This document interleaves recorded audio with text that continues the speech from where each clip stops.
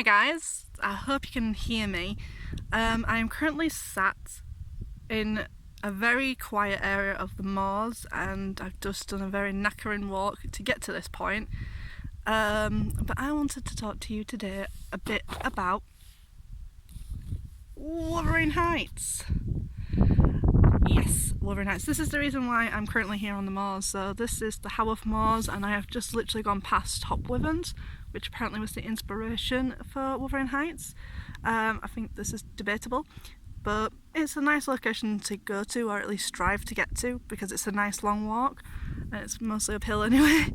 But yeah, the reason why I wanted to talk about Wuthering Heights is I read this book back when I was probably about 17, so it's been a long time since I last read this book, and I'll admit it was very, very difficult to read, because she ends up going through basically because every time you meet this character called Joseph, he speaks in oldie wildy Yorkshire. Now, Yorkshire's an accent, it is not a language, but I suppose with some of our slang that we use, and that's what she uses throughout this as well, it can seem like a whole of a language, and it definitely seems like that from reading Yorkshire from the 1800s. But yeah, Wuthering Heights is a very interesting novel. I don't know whether it's got any historical significance except for the period it was written in, but it is a very interesting concept. I've always liked Wuthering Heights for the fact that it doesn't fit any category, it doesn't fit the norm, unlike say Jane Eyre, which is just automatically a romance. It fits in the romance category sort of thing, whereas Wuthering Heights on the other hand, it's got elements of supernatural to it. It does have a romance story in it, but it also covers class, discrimination, prejudice, it covers abuse, it covers all sorts of things. It's not a nice story, I'll admit. So the story itself, if you haven't heard of it before, is you follow two people called Cathy and Heathcliff, and it's mostly following their story. Now, when you see the adaptations of Wuthering Heights, it always goes down the romantic route of it, and there's a lot of people out there that claim that they want a relationship sort of like Cathy and Heathcliff, which to me is very, very worrying because it's actually very abusive. It's not a nice relationship. They are physically abusive, they are verbally abusive, it's just not a healthy relationship.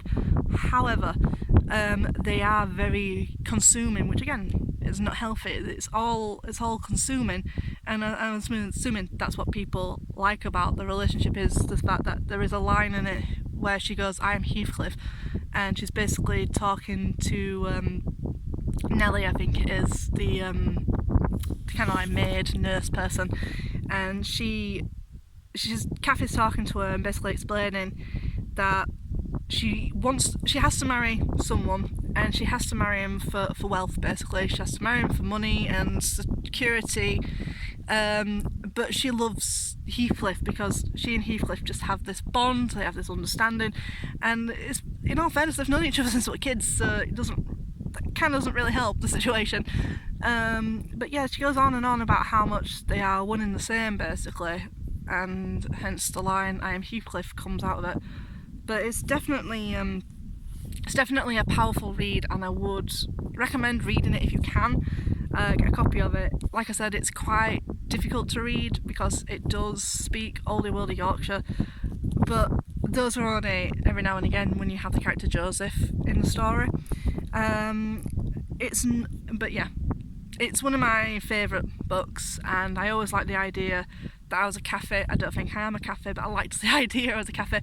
Even though Cathy herself is a horrible person as well, she's very spoilt, and bearing in mind, when you're reading this, they are children, they are like in their early teens sort of thing, so they are going sort of like through a teenage angst, and they are very spoiled, all of them throughout the story are very spoilt in their own different ways. Heathcliff constantly gets referred to as a gypsy, so we don't actually know where he's from. We just know that his adoptive father picked him up while he was on a trip to Liverpool.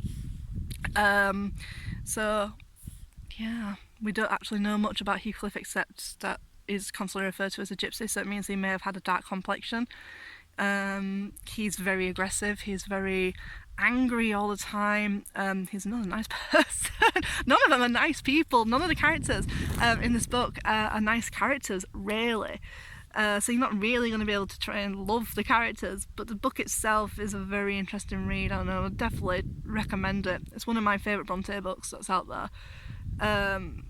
And just, I don't think there's another read out there like it, because like I said, it doesn't fit into the category. It's not a romance, it's not supernatural, it's not, it's one in its own. The only category it fits into now is classics. But yeah, so I just thought I'd have a little bit of a talk about Wuthering Heights while I'm sat here on the moors and just enjoying the beautiful scenery. So I will turn the camera around so you can also enjoy the beautiful scenery. Let me know also in the comments, have you read Wuthering Heights or any other Brontë books? Let me know.